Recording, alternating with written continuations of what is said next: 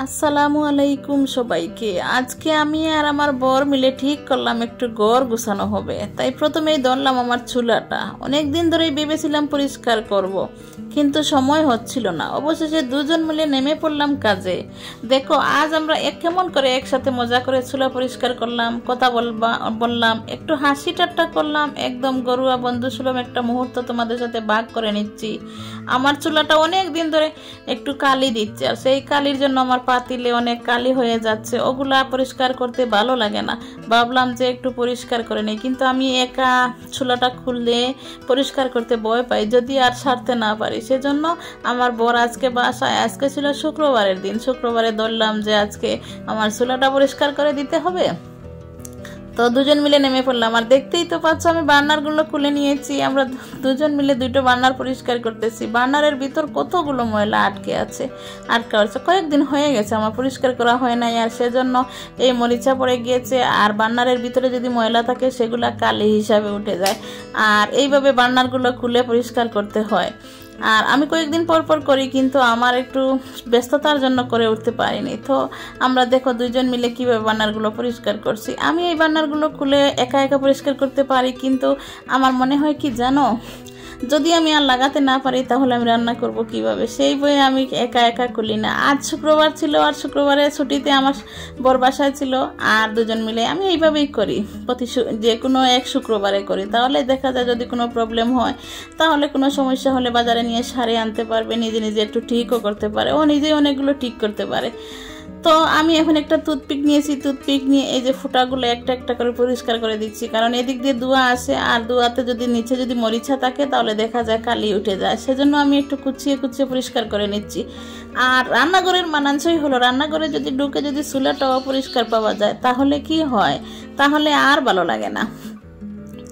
আমাদের মেয়েদের রান্নাঘরই তো আসল।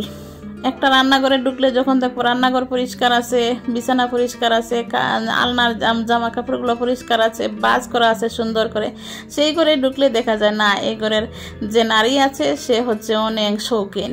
আর অনেকের ঘরে ঢুকলে ফের চুলার অবস্থা দেখলে অনেক খারাপ লাগে, ওগুলো ভালো লাগে না। আর অনেকের ঘরে ঢুকলে কত সুন্দর করে সাজিয়ে রাখে, ভালোই লাগে। তো আমার মনের ইচ্ছা কি সব সময় জানো, আমার মনের ইচ্ছা হচ্ছে আমি সব সময় একটু পরিষ্কার পরিচ্ছন্ন থাকবো, গুছিয়ে রাখবো সব কিছু, আমার মনের খেয়াল। কিন্তু আমার সময়ের ব্যস্ততার জন্য খুব বেশি এত বেশি পারি না, যখন পারি তখন ঠিকই করি। তো এখন আমি একটা মাজনি নিয়ে স্টিলের চুলার অংশটা আমি ভালো করে পরিষ্কার করে নিয়ে তারপর শুকনো একটা নেকড়া দিয়ে মুছে নেব। আর এখন এই স্টিলের মাজনিটার মধ্যে একটু সাবান আছে। আর এই যে দেখো, আমরা দুজন মিলে চুলাটা পরিষ্কার করে নিচ্ছি। আমার চুলাটার বয়স অনেক দিন হয়ে গেছে, কিন্তু আমার চুলাটা আলহামদুলিল্লাহ অনেক সুন্দর আছে, শুধু যত্নের জন্য। আমি মনে করি শুধু যত্নের জন্য। এই আমার একসাথে চুলা, এই বয়সের চুলা এতটুকু ভালো থাকার কথা না, শুধু যত্নের জন্য ভালো আছে। অনেক বছর হয়ে গেছে চুলাটার, আলহামদুলিল্লাহ এখন অনেক সুন্দর রয়েছে। আমি পুরোটা পরিষ্কার করার পর তোমাদেরকে দেখাবো। চকচক করতেছে, একটু ময়লা নেই, আমি খুব সুন্দর করে রেখেছি। তো তোমরা দেখতে থাকো আমি কিভাবে পরিষ্কার করতেছি। আজকে আমি চুলাটা পরিষ্কার করেছি শুক্রবারে, কিন্তু ভয়েস ওভারটা তো দিচ্ছি পরে। কিন্তু হয়েছে কি, আজকে আমার প্রেশারটা নীল হয়ে যাওয়ার কারণে আমার খুব কষ্ট হচ্ছে কথা বলতে। কিন্তু যাই হোক, আমার তো ভিডিও দিতে হবে, তাই আমি ভয়েস ওভারটা দিচ্ছি, আর কথা বলতে একটু কষ্ট হয়ে যাচ্ছে। তো বার্নারগুলো যখন পরিষ্কার হয়ে যাওয়ার পর আবার এক সাবির সাথে মিশিয়ে লাগিয়ে দিচ্ছে। আর মুছামুছি হয়ে গেছে, চুলাটা অনেকটাই হয়ে গেছে, আর কিছুটা বাকি আছে, ওগুলো মুছে পরিষ্কার করে নেব। দেখতেই তো পাচ্ছ চুলার নিচের অংশটা কত সুন্দর দেখাচ্ছে, তাই না? কারণ হচ্ছে কি, আমরা সপ্তাহ 10 দিন 15 দিন পর পর একবার চুলাটা বাইরে নিয়ে এসে পরিষ্কার করি, মুছি মাজি সব কিছু করি। আর যদি আমরা এরকম না করতাম তাহলে দেখা যেত মরিচা পড়ে চুলা নষ্ট হয়ে যেত। আমি এরকম প্রতি সপ্তাহে যদি না পারি 15 দিনে অন্তত একবার করার চেষ্টা করি, কিন্তু কখনো তোমাদের সাথে শেয়ার করা হয়নি। আজ ভাবলাম একটু শেয়ার করি, তাই তোমাদের সাথে শেয়ার করলাম। আর দেখতেই তো পাচ্ছ কত সুন্দর আমার চুলাটা, তাই না? অনেক সুন্দর। চুলাটার দাম ছিল 3,150 টাকা, 3,150 টাকা। আর এখন যখন করোনা ভাইরাস দেশে ছিল তখনকার আগের এই চুলাটা, আলহামদুলিল্লাহ চুলাটা আমার অনেক টেকসই হয়েছে আর অনেক সুন্দর রয়ে গেছে। তো আমি এখন মুছামুছি শেষ হয়ে গেছে, এখন চুলাটা নিয়ে জায়গা মতো লাগিয়ে দেবো। তো ভাবলাম যে গ্যাসের যে পাইপটা আছে সেই পাইপটাও আমি মুছে পরিষ্কার করে নিলাম একটা ভিজা নেকড়া দিয়ে, যাতে এটাতেও ময়লা না থাকে, পরিষ্কার দেখা যায়। তো আমি একা এক হাতে মোবাইলটা ধরছিলাম, সেজন্য ক্যামেরা অতটা ক্লিয়ার দেখা যাচ্ছে না। এক হাতে ক্যামেরা নিয়ে আমি ভিডিওটা করেছি। তো তোমরা দেখতে থাকো আমি কিভাবে চুলাটা পরিষ্কার করি।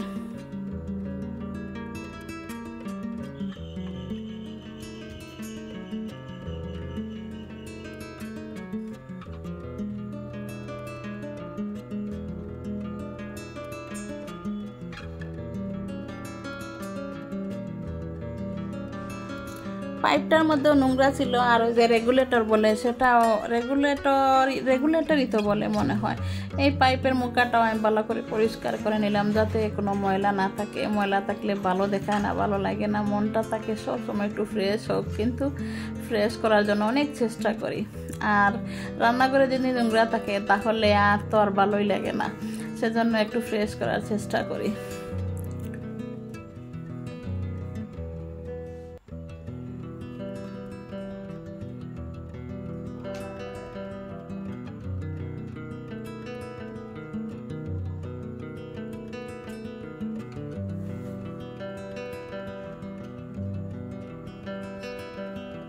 এবার কাজটা শেষ হয়ে গেছে মোছামুছির, এখন চুলাটা নিয়ে জায়গা মতো বসায়া দেবে। দেখো এখন একটু চাবিগুলো ঠিক করে দিতে হবে, না হলে দেখা যাবে যে আগুনটা যদি লাল আসে তাহলে আবার কালি দিবে। সেই জন্য চাবিগুলো একটু ঠিক করে দিয়ে সিলিন্ডারের সাথে লাগিয়ে দিব।